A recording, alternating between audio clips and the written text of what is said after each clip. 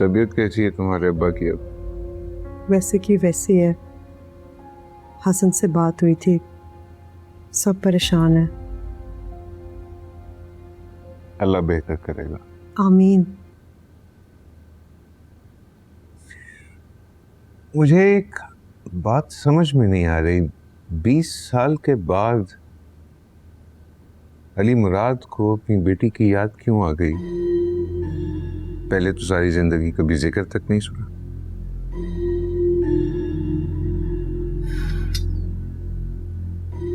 अंदर उस बेचारी की अम्मी इंतकाल कर गई हैं। मैं तो खुश हूँ, बाप बेटी की मुलाकात हो गई है। शायद इसी बहाने अली मुराद की जिंदगी में फिर से रौनक आ जाए। पहले ही मिल लेता, किसी ने रोका था क्या? रोका नहीं था, तलाक दे दी थी उसे।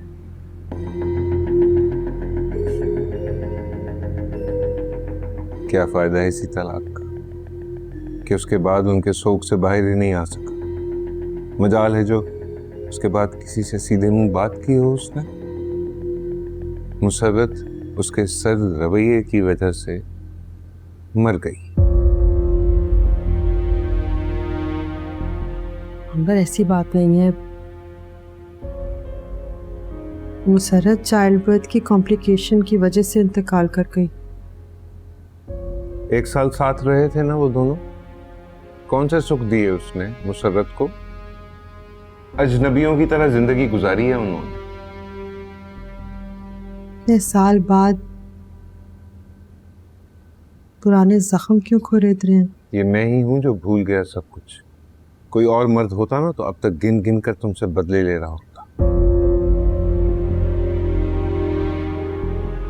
हैरत की बात है कि गैर लड़की खिजर के साथ पाकिस्तान आ जाती है। और सच पूछो ना, मुझे ये बात बिल्कुल भी अच्छी नहीं लगी कि गैर लड़की पाकिस्तान आ जाए खिजर के साथ बिला वजह। अनवर, मरियम गैर कहाँ है? खिजर की कजन है, एक खून है वो। मुझे तो लगता है कि अल्लाह ने खिजर को वसीला बनाया कि बाप बेटी की मुलाकात हो जाए।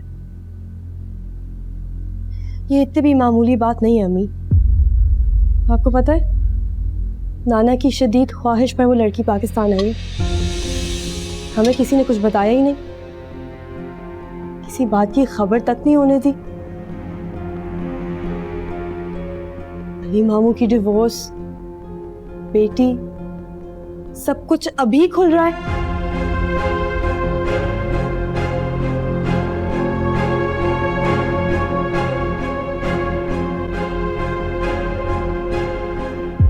अगर आप इस तरह की बातें करेंगे मलिया के सामने तो उसके दिल में 100 किस्म के वहम उठेंगे ना। ये बिल्कुल भी बिला वजह नहीं है, बिल्कुल भी नहीं। मेरी बेटी बड़ी समझदार लड़की है, बिल्कुल ठीक कहा है उसने। ये हरगिज मामूली बात नहीं। और तुम्हारे घर के मर्दों पर तो मुझे एतबार ही नहीं है। एक बात कान खोलकर सुन लो कनीज बेगम, इस बार अगर तुम्हारे घर के किसी भी मर्द की वजह से मेरी बेटी की आंख में एक आंसू भी आया ना, किसी का लिहाज नहीं करूंगा मैं, किसी का नहीं। किसी किस्म की फिक्र करने की जरूरत नहीं है। मलिया मेरी भी बेटी है। मेरे घर वाले मुझसे मोहब्बत करते हैं। मेरे घर के मर्द की चहीती है। हॉस्पिटल जा रहा हूँ, चलना है तो आ जाओ। आती हूँ।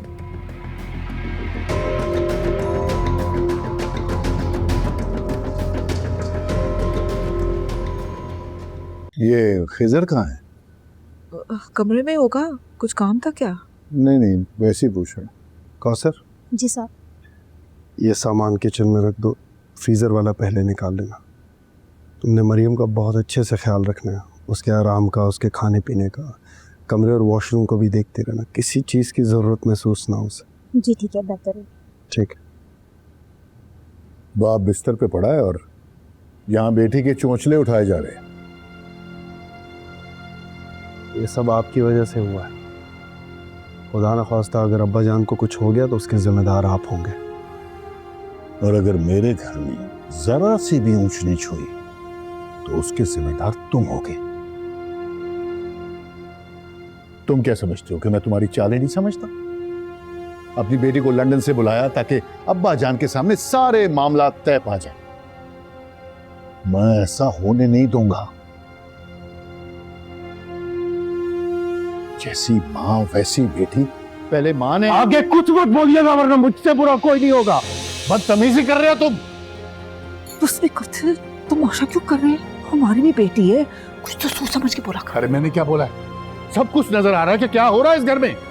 मैं आपसे पहले भी कह चुका हूं, आयशा के बारे में एक लफ्ज भी मुंह से निकाला तो सारे लिहाज भूल जाऊंगा मैं। मेरे लिए मेरी बेटी और उसकी मां से ज्यादा रिस्पेक्टेबल इस दुनिया में कोई नहीं है। मैं उनके खिलाफ एक लफ्ज भी नहीं सुनूंगा। प्लीज समझा दीजिए आप इन्हें। अच्छा, क्या कर रहे हैं आप? देखा कैसी बदतमीजी की है उसने मुझसे। जाहिर है उसकी बीवी और बेटी की बात हो रही है। तुम चुप करो।